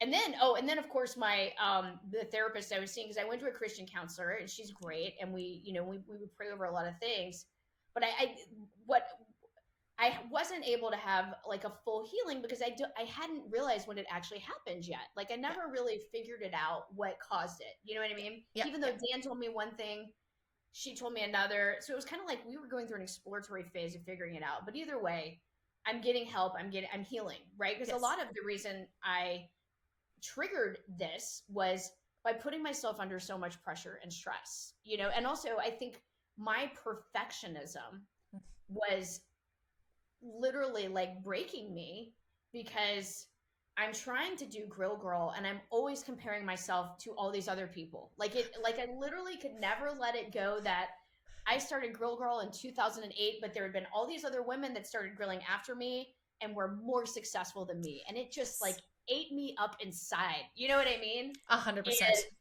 And I just I was like bitter and unhappy, and the fact that I couldn't make a living off of doing that, when I saw these people on social media being uber successful, just ate me up inside. You know what I mean? Yes. And that's why social media is a blessing and a curse, because then you're comparing yourself to others, and everyone's journey is different, like they could have been comparing themselves to me, because on the outward side, all you saw with Grill Girl was, oh, I just made this amazing gourmet recipe, and I just built this beautiful house, and I have chickens, yay! You know what I mean? Oh, right? On the inside, I am fucked up. Like, yes. Excuse my French. No, please be more French. Just kidding. Perfect. Because you are French, so you get it. Exactly. But, yep. Tabernacle is what we say. But yeah, struggle bus, and I'm having bouts of depression. Like, it's bad, and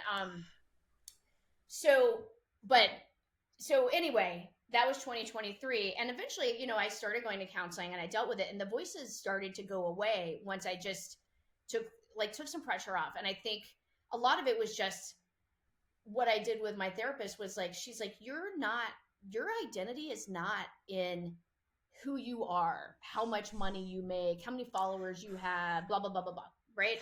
Your identity is in Christ, right? Like, and I actually have them printed out here in front of my desk, and she would give me homework, and it's like declarations of who we are in Christ. And even for your followers who aren't Christians, like, just know you are not your likes on Facebook and Instagram and TikTok. You are not your job, like, you have worth outside of that.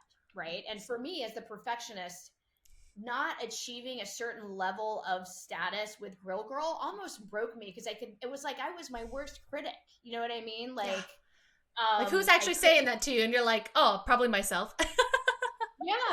Yeah. Right? And so I would say these things to myself, this is my homework. Declarations of who we are in Christ. You are blessed with all the spiritual blessings in heavenly places in Christ Jesus. He anoints your head with oil, your cup runs over. Goodness and mercy shall follow you all your days of life. You have life and that more abundantly. You are the righteous of God in Christ. You are the head, not the tail. All the things, like, think about it. Like, if you love God, God lives in you. If you hate yourself, you're hating God. That's not cool. Like, you know what I mean? Mm-mm. Like, you are Yeah. his handiwork. Yes. And I had a lot of self hatred. I mean, literally, I'm hearing voices that say, I hate you. I want to kill you. That's Yeah. unhealthy.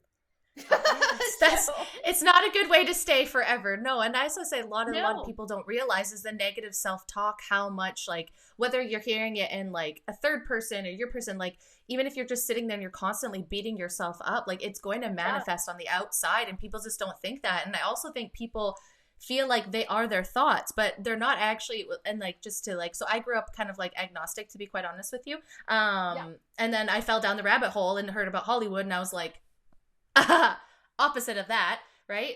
So I've actually just started learning about it. So it's so cool that to meet someone that's like going so much deeper into that journey, because that's where like I hope to be and know a little bit more about. So it's very cool to learn. But I think anybody could. Girl, we can go down some rabbit holes together. Yes, there's good. books that have been taken out of the Bible that I think share a lot of context with what's going on in the world right now.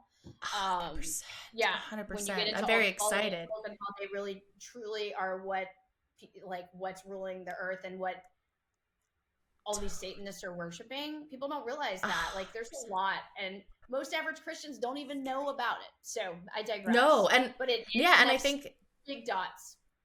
Yeah, and I think one thing that makes me sad from what I'm noticing on my journey just specifically is that it was led with church hurt and all those kind of things, right? And I think that that's such a disservice to myself and everyone else, because like, and I've thought this in my head, just because I had a bad church experience, just because I had people pushing me to be Christian or whatever. And then there's, like you said, the fake Christians that are just say that they are and put a Bible verse in their thing, but they're not actually like living to that. And I think anybody can look at it, and I just worry about godless people, right? People that, don't have a faith in someone to look up to. And what I love about Christians is that I don't want to fear dying. Like, I think that was my biggest thing coming up to this whole Charlie Kirk thing and everything that happened, and that like pushed a lot of people to God, is like the lack of fear he would have had during death because of his faith. And like, that is something I'm so scared of. And fear like holds us in so many different ways and changes us from being who we are, who we're meant to be. Yeah. And I think that once you give yourself, and what because I'm not baptized, so I'm very looking forward to like doing this whole journey and learning all that, is I think that once you give that up, that fear is then removed. Because like my always thoughts are, to this point of like, I'm getting somewhere, I promise, to this point of like pressure and performance, it's like, if this is my one life and this is all I got to do, I got to get the most out of it, and I can't be living by these Bible, I need to be this, I need to be that. And to your point, I think that the word of God and all that got very taken over, and we're told that we hate each other in society, and Christians and God hates us more. And I just don't believe any of that. So it's really cool that you say, I think there are those missing books and those missing pieces, because I think that was done by design to trap people in more of a cult-like religion versus actually having a connection with God. And I think 100%. A lot of people, and I'm sure you're seeing this as well on social media, being like, hey, and I'm not ready to go to church yet. I'm sure I'll be there, but I got my first Bible. I had a girlfriend send me as a study Bible, and I've been very open to it. And it's just changed my life so much in a couple of weeks. And I just think people, even if they can just remove like Christianity and all that, and just look at having a God and somewhere like a North Star to go to, like at the end of the day, at the end of my life, at the end of this timeline, when I got to meet him and I got to go back up and I'm looking at my soul contract, I want to make sure that I have done better and done good and been the best neighbor and the best spouse and the best whatever, and I've fallen and I'm a sinner and I'll get better. But I think that's the point of life, is these lessons. And then we go back and we're like, hey God, this round, this is what I learned, and this is what I need to go back and learn. And then you come back and then you're reincarnated. And that's kind of just like what I believe. And I think by having that belief, it holds me to a higher standard instead of this hustle culture. Where can I be better as a human being? Not where can I be better on content creating and like, yes, that's what I do, but that's not my identity. My identity is helping people and being a channel for people to share experiences and do all of that. I'm not the numbers. And I get very trapped up too, like, oh, well, I don't do as much as Joe Rogan. Girl, you're not Joe Rogan. Joe Rogan doesn't talk to people. You know what I mean? So it's like that performance and all that. I feel like that kind of gets removed when you release yourself to a higher power and just focus on on your report card to God once you're done this life. Is that a fair like assumption from like an agnostic to a new girl you trying to get into God? And congrats on, like, Thank you. I think it's amazing. I think we're talking because maybe like I can share some things I've learned too, right? Because Yes. I mean and so you mentioned like growing up agnostic, and there's something called a spirit of religion, which is awful, right? Because and actually I've seen in like deliverance sessions they can be like, break off a spirit of religion, right? Because that is not godly. God does not want that. Like, it's all about a relationship with God. God loves us. God is love. And actually when you read the Bible and you look, Jesus was crucified by the Pharisees, who were the essence of spirit of religion, because he did not fit into their box. They got mad at him for healing people on the Sabbath.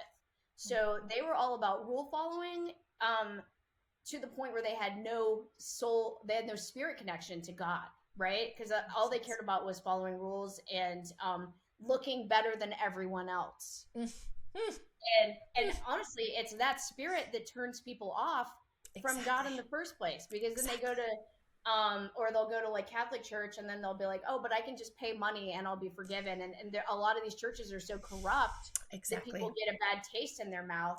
And actually, a friend of mine it's so funny because now that I've like discovered what the soul fracturing is, I have 4 friends who have dealt with it, who specifically, I mean, I'm like, dang, this is so much more common. Just like when I was like, I'm going to talk about Botox because people need to know, because it's so common and yet no one knows how dangerous it is. Soul fracturing is so common. So what was the point of my story? Now I got off, but yeah. And but one of my good girlfriends, Ashley, her soul fracture was from church, because the time this church that they were going to and the pressure they put on her as a new mom and like not fitting in and not being good enough and blah blah blah, that's not right, and that is not of God. So I digress. And that's the point, right? And that's why I think a lot of people are coming to now, is being like, oh, I understand that that is this and this is religion versus like a relationship with God, right? And I think that that's what's beautiful right now is people like myself who, I would say I was more spiritual before this and really use universe, but it feels so much better when I say God. Like it just does. And I'm excited and I'm open to it. And I think that is such a beautiful thing. I think closing yourself into a box is such a disservice. And I think putting God and what he is and what his word is into a religious box is dangerous. And I think like, listen, to me, the difference between a cult and like a religion is the person alive or dead. And I think it's really shitty that people have taken the word of God and built so many cults around it that have harmed people. And then so many people are like, well, oh, you start talking about God or you start talking this way, it starts relaying to those behaviors. And again, I think that's like, I don't want to say like demon work, but kind of, because it's like, well, it's pulling you away from your relationship from him. You don't have to, in my opinion, you don't have to go to church on a Sunday in a specific one and put money into it. And I think, again, to your point, that's where people get upset with people that are like that. They're like, you say you're Christians, but you say all gay people should die. Or you know what I mean? I'm not saying that specific, but there's those extremes that push people away. And I think it's beautiful, the conversations being open up of just the unique relationship you have with him, and start there. And maybe one day I'll feel safe enough to find a church that aligns that I can go to, but it's not like I'm going to be damned to hell, I think, if I don't go and pay my money, right? And I think that's what people really need to understand. And I hope more like true Christians come out and start talking about like, no, like that's what I loved about, not to go back to Charlie, but I really do feel like he was very much like, I don't have to agree with you, but you're still a child of God and I still respect you. And that is like values and morals that I want to hold, and I want to hold more Christian values because, I mean, like he said too, like, anything that you apply in the Bible to your life will not get worse. It will only get better. So I want to know that. Like, I want to know. I don't want to hear from just like growing up and being like, oh, Christians are bad and they're a cult. Like, no, I want to know myself because I don't believe that. That doesn't feel right to me. And so I think a lot of people have probably had that soul fracture or their spiritual fracture, and to the point of that spiritual of religion, like taking over and kind of being not about God at all. That's like taking you almost away from the religion and putting you into this box, which I just don't believe we were created to be in. Sorry for the side rant. and because now I've gone down and done so much research on soul fracturing, and a lot of the people that have, of course, a lot of their stories, they are, some people are victims of SRA or whatever. Totally. And those Satanists will actually fracture people's soul and put in them a fear of God and Jesus and religion, so that they, you know what I mean? Like 100%. They know what they're doing. Yes. There's a lot of evil in this world. So I digress. But and churches, you know, like it's about God. All the other stuff, like there's a lot of churches that got it wrong, and like where in the Bible does it say, "Oh, you're Baptist, you're Methodist, you're this, you're that"? Nah, nah, nah. Like that doesn't say that, right? No. Yeah. So People made it, right? And that's where I think a lot of people got burned. So it's really cool to see people coming back to it and learning. And like I yeah, was not baptized, so I didn't go to Sunday school. So I'd go to church with my grandma, but I have to sit with the adults. And I didn't get to have like anything. I just sat there and I was like all the adults and just me. And I felt immediately not a part of a community because I was like, well, I wasn't baptized because both sides were different religions. And my mom was like, I'm going to let her decide. Instead of you guys fighting over where she should be baptized, as an adult, she can make that decision, because she didn't feel like that was going to put me in harm's way by not being baptized by one church, or one was Catholic, one was no, Christian, and there was a fight. And my mom was like, "This is not worth family drama when she's an adult." And I'm excited because now I get to choose and I get to be a part of that like spiritual religious moment or whatever on my yeah, terms. And I really don't think that God hated me because I wasn't baptized. But but that's my church hurt. So maybe that's where my yeah. soul fractured and kept me away from that part and that relationship with God, and now I'm just mending it. And I think it's so cool because Christians are so welcoming. Like anytime I told two people at work, and they're like, anytime you want to sit down and talk about it. And I was like, you guys are just so sweet. And like no pressure though. It's no pressure, not to change, not to do anything, but just I'd love to tell you what I think. And I just think that's beautiful. Well, and these days, because of online, right? Like, even if you don't find your people immediately around you, you can find your people online. You know what I mean? Absolutely. So, like, Absolutely. you could do Bible studies with Christian truthers. Like, I'm a Christian truther. Like, I'll probably talk about stuff that your average person would not talk about. You know what I Fair. mean? Same. Like, you know, and that's like how I roll. But it's like, but I've dug deep down and in my mind, I'm like, I've been down the rabbit holes. I used to be New Age. I used to do this, and all my holes brought me back to God. You know, like, Yes. and I realized, and so I know 100% that that's what makes sense because I've done the research. You know, like, and more research on top of that. So Yes. I Yes. digress, but you're where you need to be, and you can I always think ask so. God, Lord, take me where you want me to go. Like, find the right people for me. Tell me what's next. You know, Yes. Yeah. and I it's love that. nice knowing that, like, and truly, prayer has been a big part of my healing. 100%. So so anyway, just to kind of like wrap it up, Yes. what I discovered was like I never truly got a chance to I never could fully feel like I had healed, and I think it's still a process. Of course.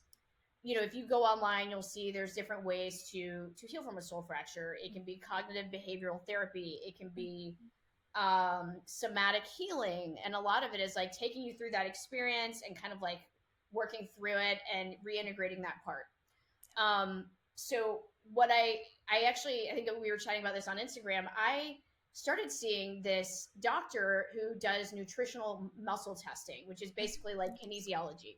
Cool. And oddly enough, I started going to see him because I wanted him to see my dog. My friend Ashley, who I just mentioned, who had a soul fracture from the spirit of religion, believe it or not, and a stressful time through church, um, told me you should go see Dr. Dre and he'll see your dog. So I had to first become a patient, and then he would see my dog as a favor. So I started, and I was like, all right, God, you're wanting me to like, and what's interesting is I this whole time I'd been like, God, help me identify what it is I need to figure out, like when this happened so I can heal it. You Yep. know, Yep. I Yep. didn't know. It's When? hard to heal something when you don't know when it happened. Fair. And I'm like, and I'm under stress all the time. Like I'm always got a million things. Like I don't know exactly what happened. So I decided to do this thing with Dr. Darren called Emotion Code. And it's like another thing he just does. And it's literally like a clearing of stuck emotions. Like, Okay. think about how you can have like cholesterol and it's stuck. Um, Emotions can lodge in your body, and just like getting rid of them will be beneficial, right? And so, so emotional cholesterol, basically. And you can even inherit emotional like trapped emotions from your parents and in your bloodline. I can see So that. he basically taps into your subconscious. And I know it sounds woo woo, but I believe in it. And I Yep. think it's godly because we as human beings work on energy. Yep. God is energy. Everything around us is energy and frequency. Like think about how like they changed the hertz of music. It used to be like 444, which is healing to the body. I think, don't quote me. I'm trying, but Yeah. then they I'm pretty changed sure it you're to like right. 440, which Yeah. is not healing to the body Yeah. Yeah. because I believe the world's, you know, we into got a lot of demons. yeah, bad players right now, but we know who 100%. wins in the end, so it's all good. But so I 100% believe in all this stuff, and so I was like, hey, Dr. Darren, can we do? I want to do some emotion code. I feel like I could. I want to get rid of some stuff, you know. And what was really interesting to me was we went through all this stuff, and he went through this one part, and I got rid of some anxiety, I got rid of some sadness, even some bitterness that came from my dad's side, which was really interesting. I was like, well, maybe dad needs to go in, because if I inherited it from him, then he's still got it. He's probably got some. Yeah. Which I see that. I was like, oh, that makes sense right now that I see it. Yeah. I digress. So, but then we did this thing, and it was funny because like it's like when he hits something, sometimes your body's like, you need to go deeper, and he'll be like, then he goes like past step 1 to step 2, and he'll be like, when was the age? And it was called efforts unreceived, which I was like, that's interesting. And it was from between 25 and to 35, and I had like some stuff from that needed to be cleared. Efforts unreceived 25 to 35. In my mind, I'm thinking, what was going on when I was 35? So I think about when I had my son, I was 36, or when I got pregnant with him. So I think it was a culmination, at least in my mind, of trying to figure out when the soul fracture happened. I went through a very stressful period while I was pregnant. So leading up to being pregnant, I was filming a sizzle reel and I was pitching the sizzle reel to the Food Network. And I, in my mind, remember I had just been on the Today Show in 2015. In my mind, I was on this trajectory, you know? And then I found out I was pregnant, which I had been on birth control, and everybody was like, it takes a while to get pregnant. So I was like, I got time. I'll get this worked out before I get pregnant. And I got pregnant like lickety split. So I was That's like my mom. Yeah, I was actually very shocked and surprised and a little bit like, timing. Yeah, in my mind, and I should have, and I feel guilty because I was like, I should have been happy, right? Yes, and I wanted to have a baby, but I was really full court press on my Grill Girl career at this point. In my mind, I was going places. I was also living through a house renovation where we lived out of one room out of the house, and my dog had just died suddenly. Oh no. So I think it was like literally the culmination of things was when that happened. Like, so I actually think when he identified the efforts unreceived, from that time, I think 35 to 36 is maybe when I had the soul fracture happen. From the stress of that experience. Like, it wasn't like one thing. Nope. It was all the things. But I remember being stressed about telling my business partner, who I'm pitching this TV show with and filming a sizzle reel for, that I'm pregnant. You know, like, I remember filming the sizzle reel, I have a bump, and like I remember having lots of anxiety about telling him, and I just think I had a lot of stress in my life that, like, I remember thinking when I was pregnant, I was like, I hope this anxiety does not come out on the baby, because I was so stressed and I was very depressed, because my dog died very suddenly, and no one's ready for their dog to die, but the dog's in my life. No. You know? Yes. Oh, I'm terrified every day. Like, my cat's 15 this year, and I'm like, it's going to happen. So it's like, you can't prepare for something like that, I don't think. Mentally, and the people that don't have pets don't get it, but people that do get it. So that's they were like my children. My dogs were like my children. My husband called me the buy one, get 3 free package. I came with 3 dogs. They were my life, you know, like, so now that I've kind of pinpointed what I think actually happened, because that then it brought me back to what Dan Duval said. I was like, okay, I think that actually is what it happened. And of course, when he told me, I felt like I feel guilty, like I didn't want to give up my career to have a baby, and that's never like in my mind. Like, I wanted to have kids, but I also felt a lot of conflict because I literally was pitching a show to the Food Network.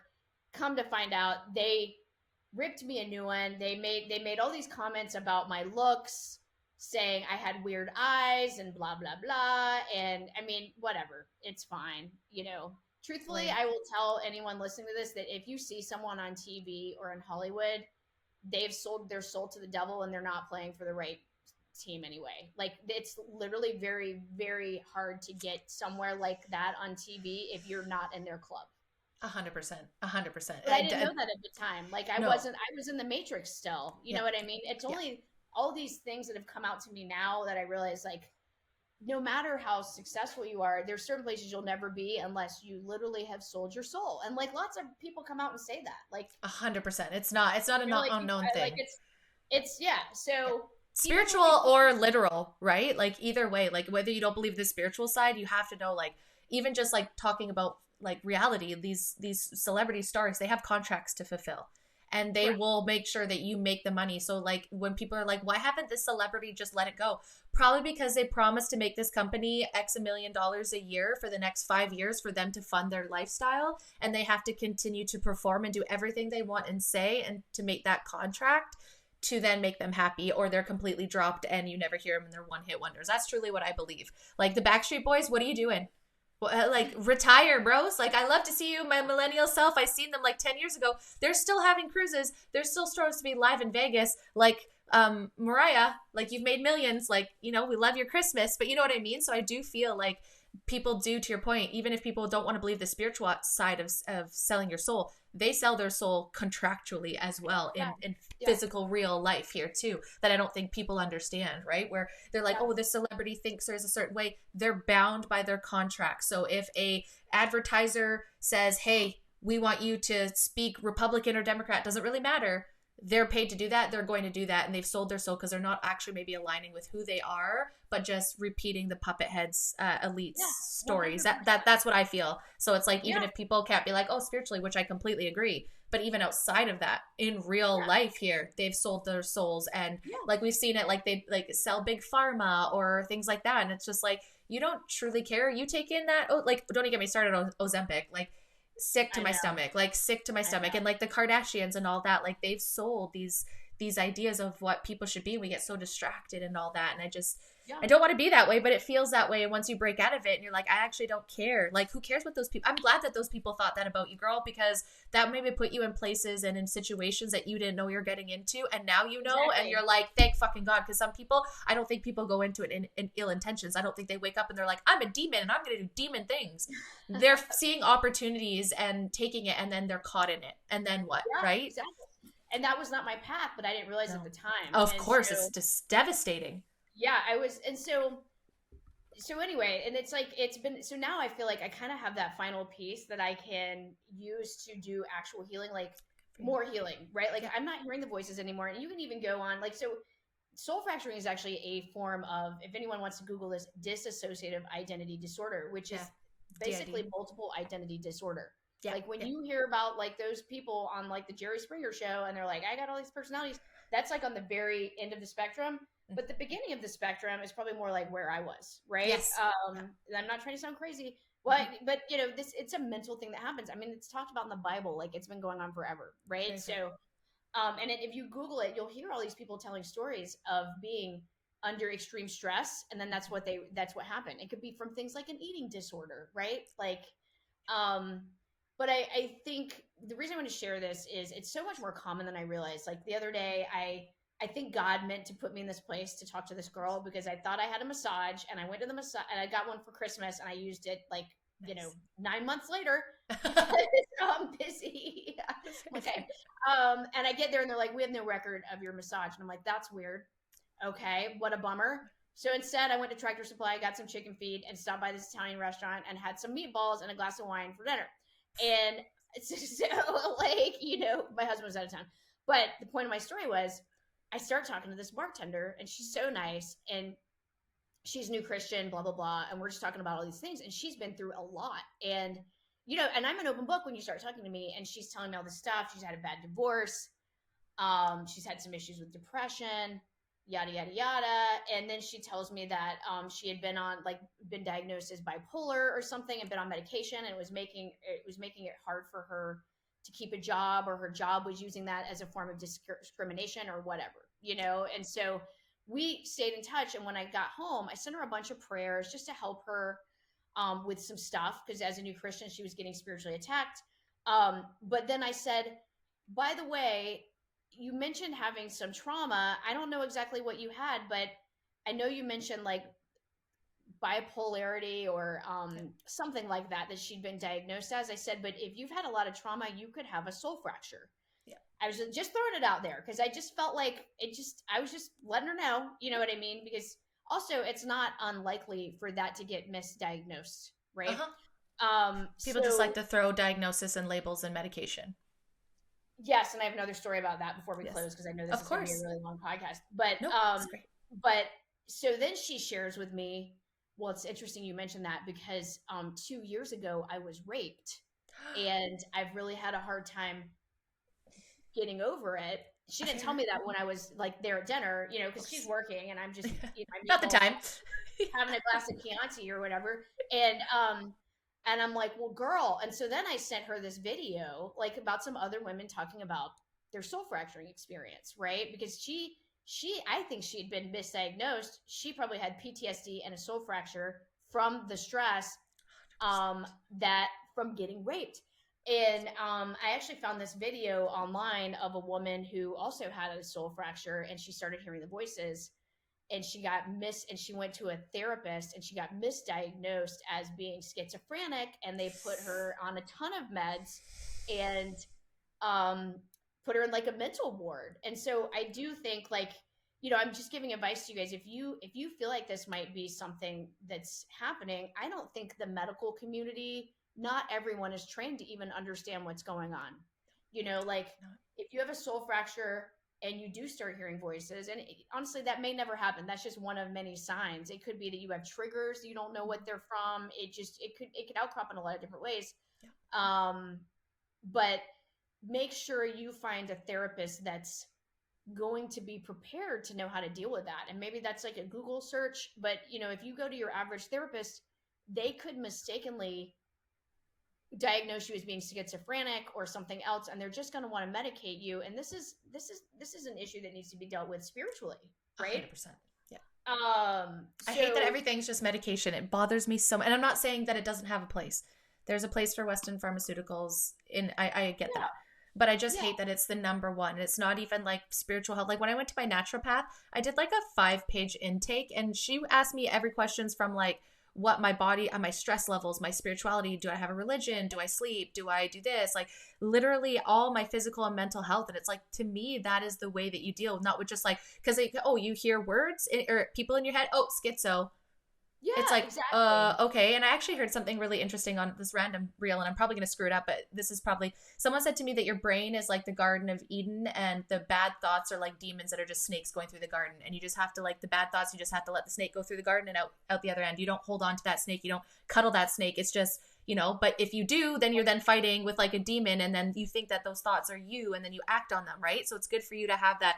Like, I'm glad that that thought was like in that third person, because then it maybe felt like it wasn't just you, but it could manifest into your own probably negative thoughts too, right? Where you're just let's like suicidal ideation and all that, which, you've said that you had negative thoughts and all those kind of things. It's like, is that, your brain working against yourself to protect, right? Like people with dissociative identity disorder, that used to be called multiple personality, obviously that grew over the years, but it's like, to your point, it's something that fractures in trauma, and they create these different personalities that come forward, and they hear the conversations in their head of, all these people, and then they come forward because, like, say one's a little girl and one's, the savior and stuff like that, because your body is a survivor. It's trying to protect you all the time, and it can play tricks, and your brain can literally compartmentalize that and break you into a different person. I think we can all understand it, right? Like, I think on the outside we could say masks, right? Like Brandy that shows up to work in a professional cannabis corporate setting. I mean, it's cannabis, so we're not really like that official, but you know what I'm saying? Like, we say Alaskan thunderfuck in our meetings. Like, we're not that serious.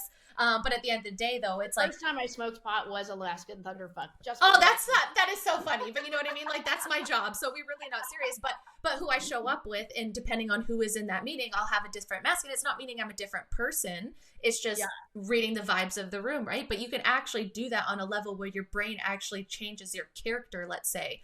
And that's what, like, to your point, that's the very end of the DID, right? So had you not addressed that, and you were in a terrible environment, and you didn't have everything that you did, there's a possibility that train could have put you to that, where it's like you actually present as different people, right?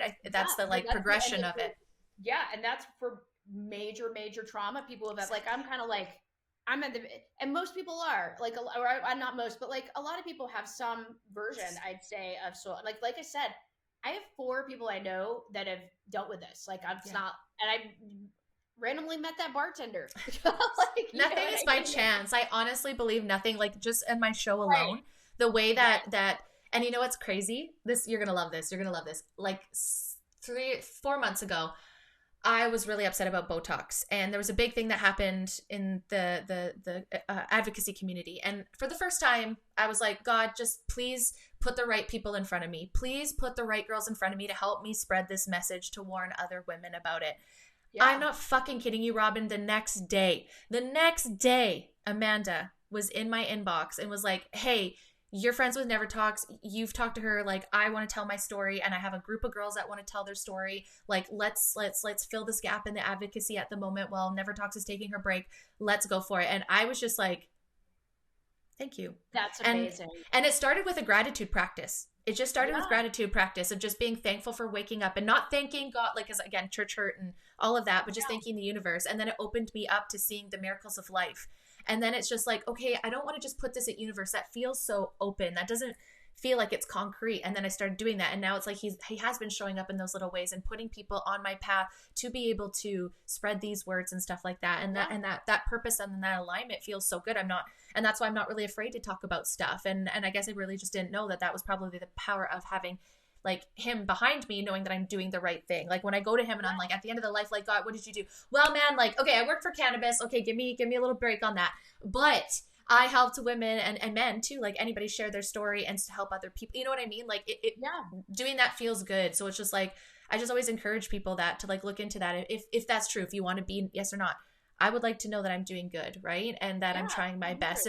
And we all are get mixed up, but then to the point he steps in, I think at certain times in your life and you have the choice to be the better person and look inside and not blame everybody else and, you know, start focusing on you and being better, or you cannot and just ignore it and just keep living in the matrix, plugged in, checking in, checking out. Like I check in and check out, but I love my job. Like I'm a huge cannabis advocate. I love Excel. I love pioneering. I adventure. Like this is legal here in Canada, throughout Canada, just so we're clear.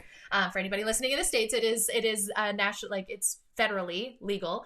So I'm not an illegal drug dealer. But it's just really cool when you have that purpose and an alignment, right? Yeah. Whether that's within corporate, within entrepreneurship, within being a single mom or like a stay-at-home mom or anything like that. It's just knowing that you're doing good and being a good person. And I think you have to face yourself. So like for you, it's just like maybe you didn't want to face that. You had a big part of your life where you're like, I'm going to be like top. And then all of a sudden the baby happened. It's not that you didn't want to be a mom or you don't love your child. People get that so misconstrued. It's because you had this dream and this vision, and this vision in your life is still beautiful, but it's okay. My whole life and my thought process was this. Now I got to rearrange it. And who the fuck am I? And that's where your soul was probably like split into two people, the Grill Girl Robyn and then the mom Robyn. And I think it's hard, the pressure to be able to do both, right? The society isn't really set up for women to do that with inflation and all that too, right? You know, so it's a very fair way to say. And I think so many moms are going to feel this, girl, like so many, because then they have that mom guilt of like, people will be like, well, you didn't want kids, or you'll hear assholes, not like me, but kind of like me, that have infertility that will look at you and go, at least you can have a baby, right? Yeah, but that's not for you. That's not the projection on you, right? That's me to be like, girl, that's not Robyn's fault. She had a baby and you can't, right? But we don't look at inner things. We just project a lot of the times. And when you're healing and you're healed and you speak this, you're a mirror. And I'm sure that's what you feel like. I'm sure there was people that were like, yes, for the Botox. And I'm sure some people are like, fuck you. You don't know what you're talking about. Right. Yeah, and it's like, absolutely. You're a mirror to those people. The guilt that's the worst is the guilt from yourself, right? Like I felt guilt when I like, you know what I mean? And I don't even know if it was just from that or if it like just from the career stuff and the identity, or if it was the depression I was going through at the time. You know what I mean? Like 100%. I think it was a lot of things at once. Yeah. And I think the idea behind it that I've learned is like, you cannot be like all things to all people, right? Like you can't be all these things. There is no perfect super mom, super worker, super this. Like when you see that online, that's not real. You know what I mean? So like you can't compare yourself to others. I think that's like the steal of, what do they call it? It's a thief of joy. It's a joy thief when you do that, right? Like, so just like give yourself some grace and kindness, you know, and stop being your worst critic, which was like, really for me, it was my own perfectionism and self-hatred that caused me to have all these things. Right. And so yeah. And so if anyone has that, I mean, there are tons of resources, and you can even reach out to me. I'm happy to send you stuff. Like I said, somatic healing, cognitive behavioral therapy. I mean, prayer, honestly, if you find someone that can guide you through the right type of prayer, you can literally like meet that soul fragment and like reintegrate. Like if you do go through the right steps. So like it's something you can fix and heal from, and it'll be a learning experience. And that way you won't continue to have triggers, like I had a trigger going through a major stressful event, and then I didn't even know why that happened. Right. So, and going back to prayer, and this might even be something good to end on. Yes. I am such an advocate on the power of prayer. And like you just mentioned, like you said, God, I'm thinking about this. I would really love for this to happen, or, help me. God shows up, you guys. Like I tell you what, so like I said, I was growing closer to God. Like he just orchestrates things, right? And so about a year ago, I had actually been praying one day. I was like, Lord, surround me with other like Christian women, because I don't really have like a group, a circle. And then randomly, my friend Beth was like, our friend Shara, who's really more like an acquaintance of mine at the time, she was like terminally ill. Like she had a disease called amyloidosis. There is no cure.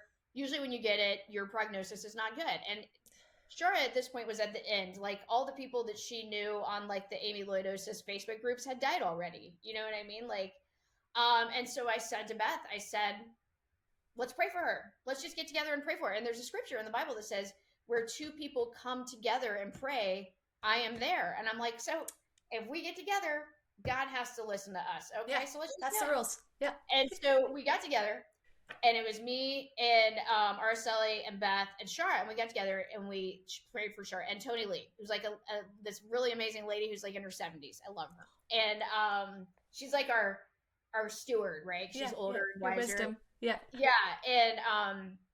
And we get together and we start praying all the time, like on a regular basis for Shara. And so the first prayer that was answered was, now I have a group of ladies that I pray together with regularly that support me. I got like all these women who probably know the Bible a lot better than me that are supporting me. Yeah. So that when, just in daily life, when I'm like, my husband is such an asshole and he's driving me crazy, they can come back with some biblical wisdom. Yeah. That I'm like, oh, I hadn't thought about it that way. Thank you. So 100%. So let's just say like a year passes and we've been regularly getting together. We call ourselves the Pearls. Pearl's a great price because Bible, there's a story, but you get a pearl from the pain, right? What happens? A pearl is the result of an intense amount of pressure, right? So I probably have a pearl from the soul fragment I'm trying to heal. Like, cause like now I can drop some nuggets to maybe some of people who are like hearing about it the first time and be like, dang, maybe that's why I get triggered whenever this thing happens. And I need to figure out why I have that trigger, heal it, and move on. It's like a wound that's festering. 100%. It's just on the inside, so it's harder to see. Yep, exactly. So a year passes, and one day we're like, well, Shara, how's your health? Because, like, she seems to be doing pretty well, but she was terminally ill. Like, she was not, I don't know how long she would have made it. And this whole time we've been praying for her, but she also had faith. Like, I believe God's going to heal me. Like, she was. Good for her. And so she goes to the doctor. Same doctor who had declared her to have all these things and told her, it's looking bleak. And he's like, I guess we misdiagnosed you. And literally, like, he's like, I guess we were wrong. Like, there's nothing there. And so she's totally healed. But what was the miraculous part was that, like, he healed her illness, but he healed her soul because she had a lot of issues too. You know what I mean? And she's like a different person now. So I'll just leave it on a note. Like when you feel like you're in a place where like you're hopeless and you just don't, what am I going to do? Like, I'm stuck. You're not, like, you have help. Ask God. God will turn things around. Like, I actually, every time I pray, and the method is PRAY, it's praise. Like, I'm thankful. I repent for things that I know I do wrong. I have a long list of things that I do, I'm sure. And then I ask, and then what's the and yield to his will. right at the end. So it's like I try to go that because I'm ADD and I'm all over the place, and if I follow that like guideline, I then love that. Yep. I kind of go through my steps. I like You know? structure. We like I'm structure. like, I thank God for all the things. I'm like, I'm sorry for all the things. Then I ask for things. I'm like, please heal my mom, please heal my dog, please, la la la. And then I yield to his will. But I mean, I see all the prayers he's answered, like, and I start to keep count, like, thank you, Lord. You know what I mean? And I'd say if you have a prayer that's not answered, it's not time yet. Like if I had miraculously been healed from this soul fragment once I figured out I had it, it wouldn't have been the journey of discovery and learning that I had. I wouldn't have made the friendships I had sharing these things. I wouldn't have learned as much so that I can help other people. Like, so I think when you're enduring those hardships, you're learning and accumulating information and gathering wisdom, and it's going to help you in your journey and help others. So that's your pearl from the pain. Yes, absolutely. And I think it's the same thing you could look at as manifesting, right? Like praying and manifesting, yes. I feel like is the same kind of modality, just looking at universe versus looking at God, right? And so I think if we can look, and that's where it's like there's so many things in religion and spirituality that is actually very common. It always comes back to the same thing, having that higher power, having a faith, having, if I manifest or I pray, right? And again, not controlling the way it's being delivered. You can't ask universe or God for strength, but not go through the persecutions of what it takes to be strong. You don't just get those values, those morals, those experiences without going through it, right? And I always go back to people shitty, and I've been through shitty stuff, and I'm sure I'll not see it when I'm going through my next shitty lesson. But what the fuck are we here for? Just to float on this earth and not learn a damn thing? Like, I want my soul. And so many people you meet like, oh, you're an old soul. I'm like, yeah, I feel like I've been here a time or two. I feel like, for example, like I obviously am not able to have physical children right now. Maybe that looks like adoption in the future. But I feel like I've been a mom in a past life. I feel like I had, because I have that caring thing. So once I feel that and I think, well, this journey, this timeline that I'm on just doesn't have that lesson yet, or that I'm not gaining that value. And maybe in the next life I have, or maybe I would, but I'm a mother to people, right? And like, I'm here to listen and my cats, and you know what I mean? And so I think once you look at that and just think you are perfectly designed the way that you are, and the lessons that you're here to learn, so that you can take that back, so that if you believe in reincarnation, you're coming here and you're already going to have that in your blueprint because you learned that lesson. And the next time, when you meet people are like, I've known you in another life, right? I feel like you probably did, and you learned a lesson with them, and you brought that forward. And sometimes you go back to God and you're like, well, I didn't really learn this lesson. He's like, okay, well, next timeline, you're going through this again, right? And then you get born, and then all of a sudden, you forget everything, and then you come back to learn that. That's just what I believe, right?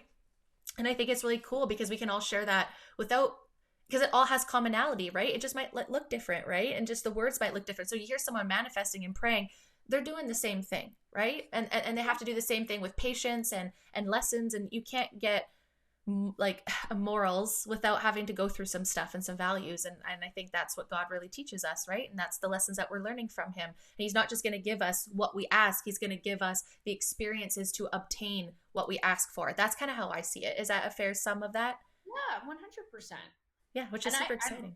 My research shows that like we have our body, spirit, and soul, which is, I think, like why there's a common denominator, whatever religion you believe in, right? Like when you think about like reincarnation, like my research shows that your spirit was here before your body, before it was put into your body, which is why you do have those things, right? Like even like when you look at the Bible, let's say people think that's when the story starts. No, there was a lot of stuff that happened before the Bible. 100%. And that's why they learned that. Yes. Yeah. Like, right? So yeah, but I think to your point, yeah, like I used to say, even before I was like as Christian as I am now, like put out in the universe, exactly. Like when I was like, I'm going to write a cookbook by the time I'm 40, blah, blah, blah. And it happened. I put it out there, but you did the work too, right? Yeah. I did the work. Right. Yes. So that's what people are missing. And I think that's where we hear those, like you said, like pretend Christians or whatever. It's like, oh, I pray, I pay my money, but are they doing the work? Are they, actually helping their neighbor? Are they actually, making an impact? Are they just going to church, giving their money, saying a few prayers, but not being intentional? I think intentionality has a lot to do with it too, right? You could heal by doing all those outside things, but you have to do the dark work. You have to look inside. You have to get the ugly. You have to face. And any situation now, I'm like, where could I have grown? Where maybe someone else did me wrong, but where did I allow that person to do me wrong? Where did I have disrespect for myself, disrespect for my values, my morals, my God, like my guide? And so I think it's really cool. I have 100% believe that we met for multiple reasons. I think this also solidifies, my want to look deeper in it, to understand those, like to be able to quote like the Bible like you are, just to have that understanding. And I just really urge people to look into it and look into it for themselves, and not just take what you see on social media or on this outside. Like dive deep into yourself, because there's so much more to us. And I think, like, to your right back to we're more than our likes, our Instagrams, our anything that's out that. We're a soul, we're a child of God, whether you believe that or not. And we're meant to be so much more than what we put ourselves under, performance pressures and all that kind of stuff. Like, we are here to learn lessons, but not where you need to be like learning 17 million lessons at once. Like, just slow down, right? Like, slow down, breathe, and just enjoy your life and the beauty that is in front. And I think when we get so trapped up in deadlines and goals and focus in this hustle culture, that we're not actually taking a pause and realizing that we are where we dream to be right now, even though it's good to dream for the future, right? Being present. And I think that's what prayer and God does to you, is it helps you bring you back to the current moment of being like, let's be grateful for everything we have. Like, I just wake up in the morning and I just like thank God for being alive. I thank God for my health, my animals' health, that we all woke up together another day. I pray for my spouse when he's not there, that he's protected while he's at work, and just to, show me the best day that I can have, right? Like, show me what, and I just think that's cool. That's all you need, to start, right? Right. And it's really cool. So thank you so much, Robyn, for this conversation. I don't think it's going to be the first. Yeah.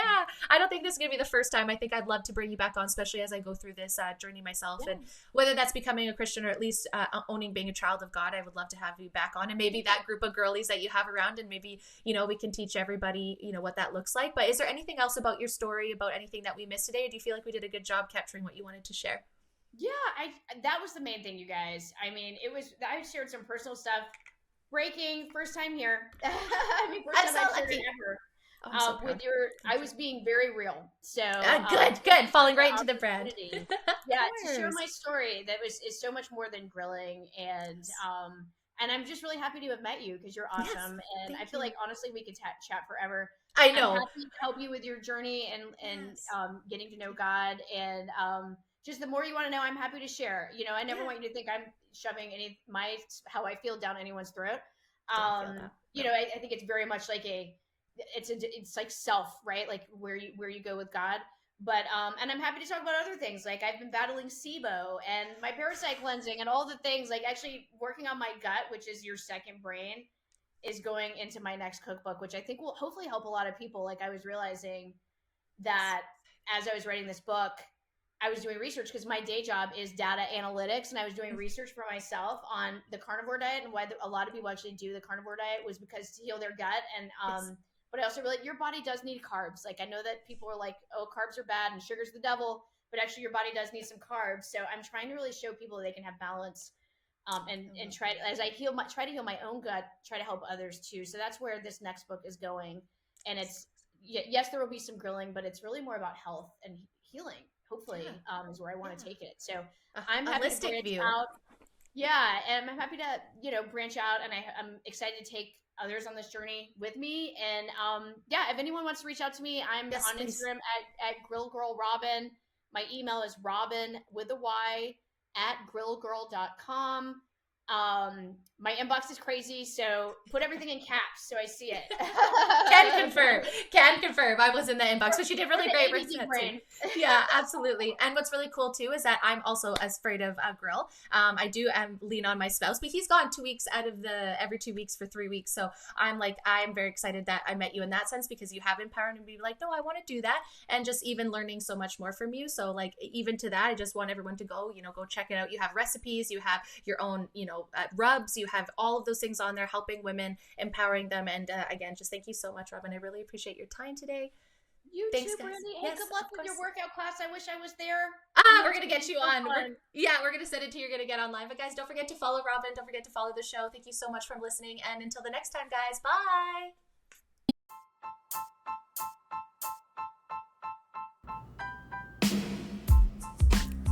Thank you guys so much for listening. I truly appreciate the support. If you like this episode and you want to hear more, please follow the Be Real Babe podcast on Spotify, Apple, and Rumble. You can also find me at the Be Real Babe podcast on TikTok and Instagram. Until next time, guys, bye!